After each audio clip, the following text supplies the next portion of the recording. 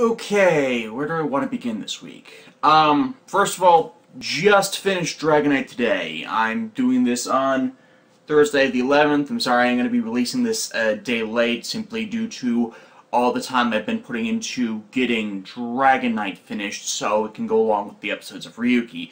Ryuki has already been completed. It'll be going up in the middle of July. I've got 2 episodes I want to do before that, and I'm still working on those as well. It's been kinda hectic, which is why I didn't post anything last week. Second, hi YouTube! I am back after my suspension has been lifted. I'll be double posting this, to my YouTube page there. I'm trying once more to get things uploaded over there, which should, if any luck, start at the beginning of July. Third, yes, I know Movie World Full Throttled has been officially subtitled now. I watched it raw. I liked the Gaim portion. I didn't like the drive portion. I did not care for the team-up portion either, but I'm going to give it a fair shot and rewatch the movie when I get a bit more time. It'll probably be a day or two. I'll possibly have something on Monday. I'm not completely certain at this point. It's going to be a weird week. On to Ninninger. I both liked and hated this episode. I liked that it focused more on Katsumi, because her original character-focused episode got screwed over because of focus on Takaharu. This more showed how she is the most intelligent out of the 6 Ninninger. Well, overall intelligence. Nagi has been showcased to be proficient in a number of fields. He's a hands-on person. I like that. I'm kind of the same way. While Yakumo's been shown as more of the studious type, what with going to a institute in England and learning magic, which has already been showcased a couple times to be a time-consuming task. Fuka is regularly shit upon by the storytelling engine there, and Takaharu is what is becoming standard for a Red Ranger that I really don't like. Kinji's already got his over-specialization as a yokai hunter, so yeah, I like that they're coming back on the person that's least normally stupid, as like I said with Tokuger, Hikari was consistently the best character, whereas, forgetting his name now, Akira, that was it. Akira was the one I most empathized with, especially considering when the rest would go off to be stupid.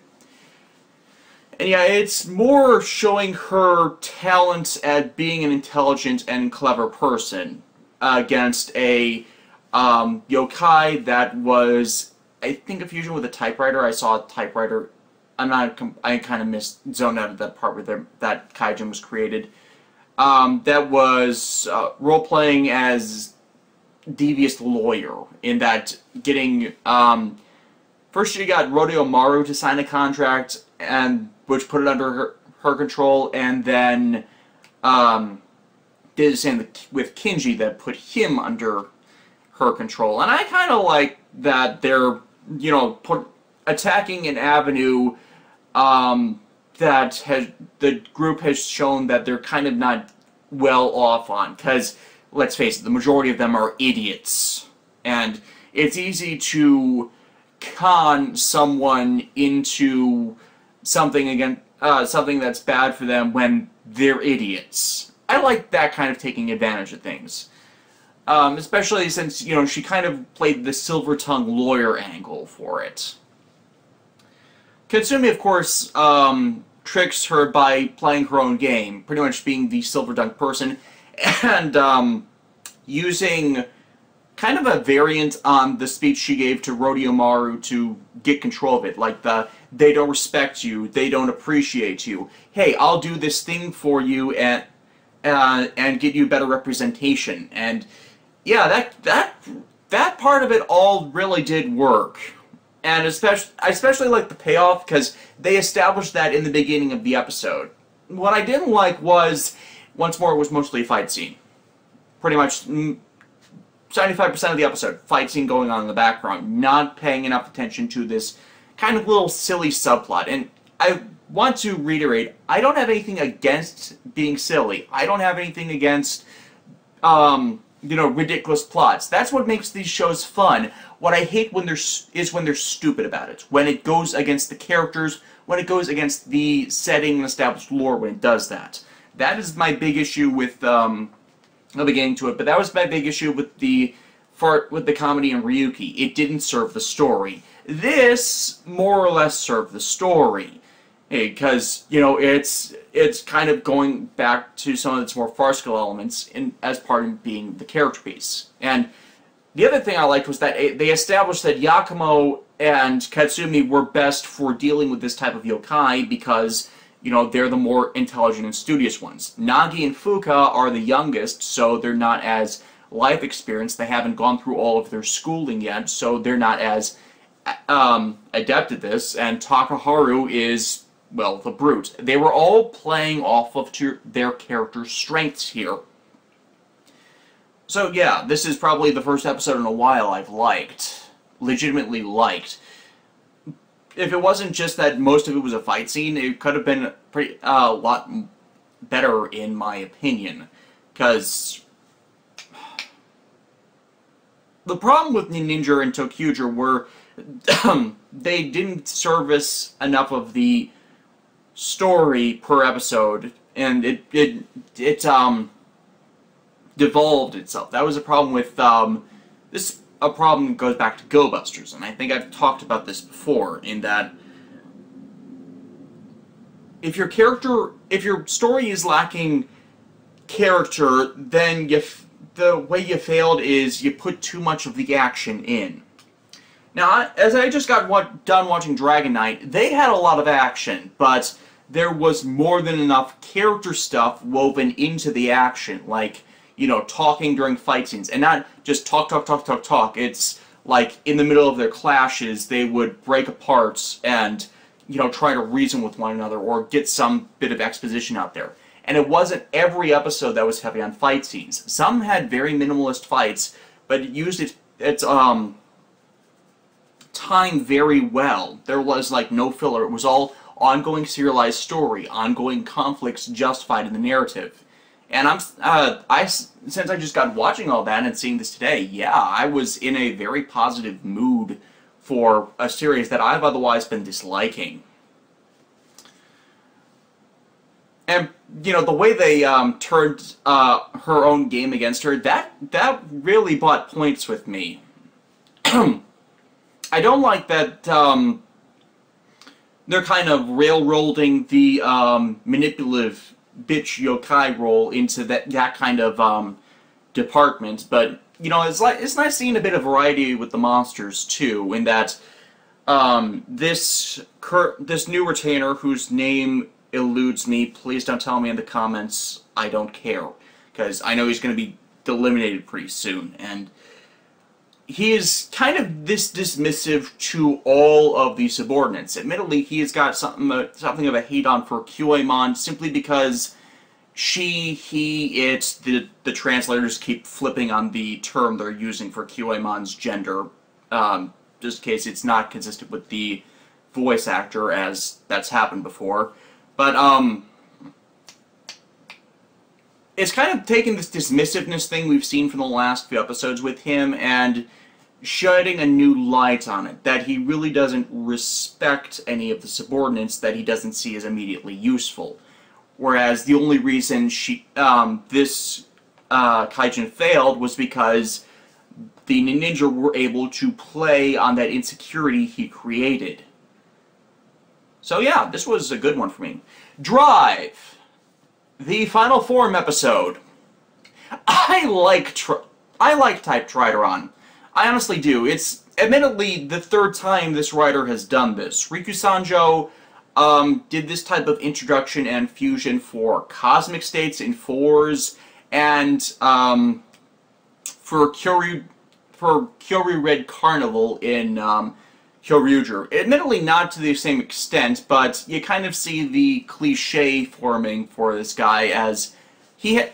Oh, including Double, too, but Double didn't take it to the same extremes when they introduced Extreme Form. Extreme Form. the theme with all four of these is it's a fusion of 1 plus 1 to create the form. In Double, it was a synergism between Philip and Shotaro to make Extreme viable to be used. With Fours, it was a fusion of Gentaro, cosmic energy, and the bond between all of his friends, which served to be a plot point in following episodes concerning the stability of cosmic form when he's at odds with his friends. Carnival just needed the battery and the special battery that converted Gabutira into the Mini-Tira for the transformation trinkets. And I think the angle they were going there was by turning him into mentally limited T-Rex was so Daigo could understand the viewpoint of his partner. That's what I'm taking away from it. And what we've been seeing, I don't want to say recently, but over the course of the series, now that we're looking back on it, is the changing character dynamic between Shinosuke and Krim. That's Krim's been hesitant, been fearful, been secretive all this time because of events in his life. From the betrayal of Professor Bano and the Roid Mudes, to losing Chase, to the sheer danger of Roid Mude 001, the Friesen Roid Mude. Whereas Shinosuke's been stuck in this rut that needed to be encouraged to get out of, and recover from that trauma of what he accidentally did to his partner during the global freeze. And last episode with, it's not last episode, this whole entire arc has been Shinosuke driving farther and farther, faster and faster, more and more recklessly over figuring out this lingering mystery of his father's death, whereas Krim's been, holding him back, making him want to listen, to figure things out, to not push forward, and they've been butting heads but still moving together, and they were both wrong about this. Shinosuke was being too aggressive, was giving opportunities to their enemies. Krim, however, wasn't allowing them to push forward on anything. So when Shinosuke became more clear-headed about the entire incident, and thanks to some words from the Captain Honolji, I'm blanking on names, I'm terrible with names, it allowed them to kind of get in sync for this final transformation, to cement the bond as Rider and Sentience trapped in the belt, which allowed more primarily typed Trideron to be a balanced blending of the two, like we've seen from the other Riku Sanjo stories. Admittedly, that is all subtext and symbolism there, because most of the episode is just figuring out how to get Shinosuke back from being dead. And I kind of like the build-up to this, because it's again not the first time that Riku Sanjo has appeared to kill or mentally incapacitate the protagonist before the final form reveal. Here, they establish that Krim's not releasing himself from Shinosuke past his death, and, they go over lab tests that show Shinosuke's not dead, he's just, what's the phrase? Frozen, comatose. I would have put it into an extreme version of slowdown that appears to be have frozen him, but actually that would have worked better with phrasing instead of thinking him dead and that he's not dead, he's on life support. It's the Friesen Roid Mude caused a personal effect, heavy acceleration slowdown, so he only appears dead when he's unconscious, and Krim's preventing him from being completely gone. Because it's not the first time we've seen this. Not even before Chase's super heavy acceleration field that prompted type formula, we kind of got this from the first couple episodes with the body Roid Mude, in that he kind of when he did what he did to his victims, it was kind of a personal slowdown field, or was it described as that?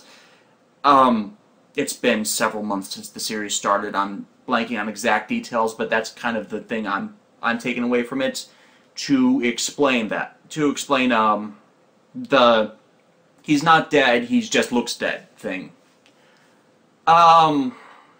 With them having an antidote to the Freeze-Roid Mute's needles, Chase, of course, tries to get Go back on their side, thinking they're not ignoring the whole needle thing that was a plot point. However, Chase's original lie to Kiriko that he wasn't being manipulated, that turned out to be true, as it turns out that Go has the same ability as Shinosuke does, you know, the physiological quirk that allows him to be immune to the Freeze-Roid Mute's needles that perform memory manipulation. I'm kind of okay with this, because it's already been established that Go has an intrinsic physiological ability to resist Roid Mute's effects. We've seen him before resist heavy acceleration without the use of his belt or a signal bike or a shift car, which is not present in Kiriko, and was one of the reasons why Harley Hendrickson recruited him to be Mach. So I'm just not, instead of thinking this as bad writing in the establishment of that fact beforehand, and, you know, just as a throwaway line to doing that, I'm just slotting it together with this other thing that was already addressed in the series. It's still badly handled, but, you know, there's an expansion on the explanation there. And, yeah, Go has been in undercover when he saw the opportunity, because one, they needed information on Freeze and Roid Mute 001, and, you know, Go's kind of had that investigative journalist and specialist in that information gathering thing all series, whatever. And two, to recover a iPad, or, you know, tablet, that Brain stole very early on in the series, like first few episodes, that he's placed on a Roid Mute resetting app on it that is actually tied to the consciousness of Go's father, Professor Bano. Now, we're not fully established on is he actually their father, because there's a difference in surname thing there, plus Go also refers to his father as Professor Bano when he asks him things on the tablet.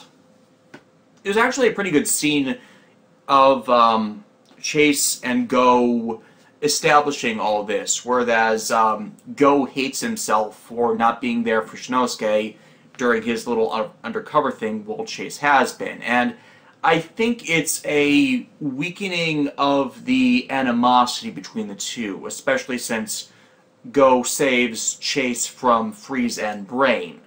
I'm curious how that's going to develop, because before this, he's been kind of crazy hate-on for Chase, that I want there to be lip service there, and I don't want them to ignore this, and, you know, just officially put it to rest between them. Because there's definitely a shift in character action there that would really, really benefit from that. So yeah, Typewriter on itself, because at this point they're just reviving Shinosuke by going to 88 miles an hour! Actually, technically it's 200 kilometers per second, because everybody that's not in the US uses kilometers and not miles. The thing is, though, I watched this first Raw just to see the Typewriter on reveal, and here's the thing. This is supposed to be a vehicle that can reach insane velocities. It's really, really fast. It's supposed to be the fastest thing that can exist in heavy acceleration. My car can go faster than 200 kilometers per hour. my car can reach speeds faster than that.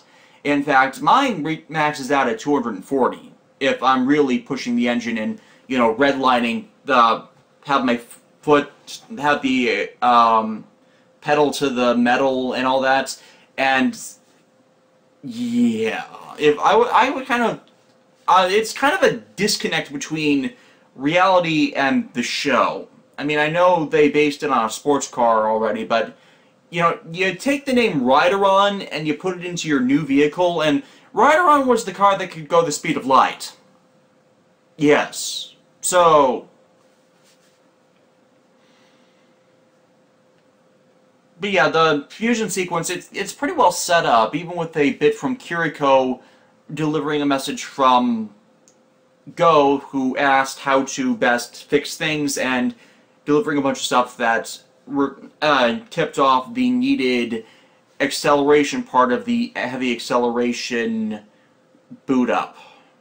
I call it a heavy acceleration boot up because all this stuff is based on the core drive ears, who get their power from heavy acceleration. Freeze tries to intercede, and then he gets the beatdown of his life when Type Trideron armors up. And I like the suit-up sequence for Type Trideron. I think Type Trideron is the best looking of all of Drive's forms, except for one thing: the helmet. A thing with Kamen Rider suits is they're very narrow in the range of vision the actors can appear in. I've made the wizard helmets, and I've worn the wizard helmets, and yeah, that's pretty consistent for them as well. Your range of vision is very small behind it, not to mention that with all the stuff that makes it appear externally, that's got to be fogging up vision as well. It's why I hold a very high regard for suit actors that can do all of this choreography with very limited ability to see. But there are these two things that are mimicking things that are placed in other locations on the front of Trideron the car that just obscure the vision and obscure view of the visor very poorly, and that's really my only complaint. I don't mind the asymmetry of the Drive arms, because Drive's left arm is black, because that is matching a stylization on Trideron itself, which is being recreated in the body that is Type Trideron. Literally the entire car fusing with Shinosuke to create the armor. They told me I could be anything I wanted. I became Kit from Knight Rider. Because he really is Kit from Knight Rider now. Evidently that's Krim's role, but Krim has control of the body half the time. And I liked that bit too, even though the part of Shinosuke untransformed, having his eyes glow red, and Krim using his body, yeah, that was a bit creepy. Mainly because I really don't like anything that involves possession. That's kind of a, not pet peeve, but, what's the phrase? Body horror? I'm forgetting the phrase. It's one of the reasons why I don't like Den-O, to say the least.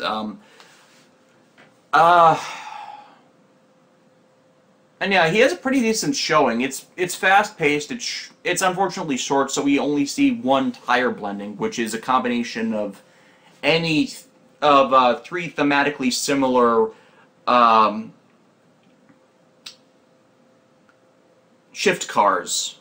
You know, previously they'd been single bands, but this is mixed in the bands, so they went back to the first episode with Midnight Shadow, Max Flare, and Funky Spike for Attack 123. I don't like the name of Attack 123, but cloning yourself, shooting a bunch of needles, and then finishing off with a giant tire of fire, yes. All of the yes.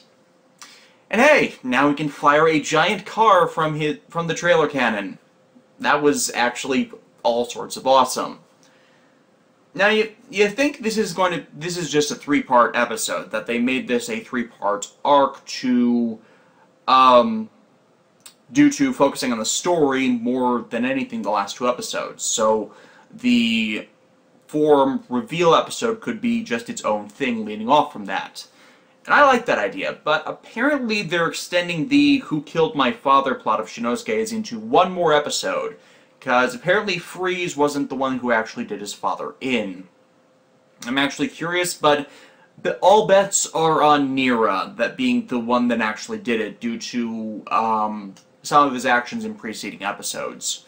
And it would make sense that that would be the thing that put him under Freeze's heel for that, because, you know, if you would be very grateful to the guy who got you off for killing a man, wouldn't you? Garo Gold Storm 8. They didn't have an episode last week because it was preempted for something else.